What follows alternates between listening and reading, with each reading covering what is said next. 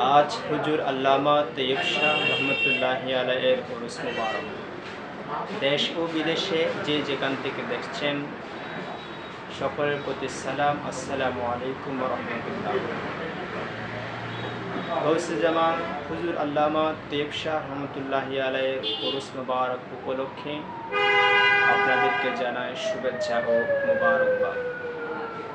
আজকে তার ফাতেহা মুবারক উপলক্ষে তার একটি বাণী আমি কোট করতে চাই। তিনি বলেছেন, কাম করো, দিন কো বাঁচো, সচ্চা আলেম তৈয়ার করো। তিনি যে কথাটি বলেছেন, কাম করো, মূলত সারা পৃথিবীতে তারাই আজকে নেতৃত্ব দিচ্ছে, যারা কাজে দক্ষ, যারা কাজে বিশ্বাসী। চীন, আমেরিকা, জাপান সহ যারা আজকে পৃথিবীকে নেতৃত্ব দিচ্ছে, তারা কাজে দক্ষ, কাজে বিশ্বাসী হয়েছে বলে কাজের মাধ্যমে আজকে তারা পৃথিবীর নেতৃত্বের আসনে সমাসীন হতে পেরেছে।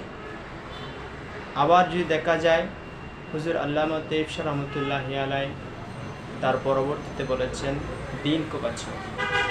দিনকে বাঁচার জন্য যেমনই ঈমান দরকার, তেমনি আমাদেরকে কাজ করতে হবে দিনের জন্য। সচ্চা আলেম তৈয়ার করো। আজকে দেখা যাচ্ছে গাউসিয়া কমিটি সহ সুন্নিয়তের নেতৃত্বের মাধ্যমে যে কাজ তিনি বিছিয়ে দিয়েছেন, সে কাজ করে আজকে সুন্নিয়তে লক্ষ লক্ষ আলেম তৈরি হচ্ছে, যাদের কিয়ামত পর্যন্ত এই মাদ্রাসা, এই খেদমত, এই কাজ যদি চলতে থাকে, ইনশাআল্লাহ সুন্নিয়তের খেদমত, সুন্নিয়তের সেই বিজয় ইনশাআল্লাহ মুসলমানদের মাঝে আসবে। সুপ্রিয় বন্ধুরা, আমি বলতে চাই, আমরা যদি তার শত শত বাণী থেকে একটা বাণীকে যদি আমরা আজকে গ্রহণ করতে পারি, কাম করো, দিন কো বাঁচো, সচ্চা আলেম তৈয়ার করো, এই বাণীটা হোক আমাদের অন্তরের বাণী। এই বাণীটা মুসলিম জাতি যদি আজ গ্রহণ করতে পারে, আমি মনে করি এই বাণীর মাধ্যমে আবারও পৃথিবী জয় করা সম্ভব, মুসলমানদের সে হারানো ঐতিহ্য ফিরে পাওয়া সম্ভব। কারণ সেদিন মুসলমানদের মনের মধ্যে ঈমান ছিল, হাতের মধ্যে কাজ ছিল। কাজ এবং ঈমান একসাথে হওয়ার কারণে ওমর রাদিয়াল্লাহু তাআলা আনহুর এরশাদ আমল থেকে দেখা যায়, ইসলাম কোনো রাষ্ট্রের নাম নয়, ইসলাম একটি শান্তিময় পৃথিবীর নাম।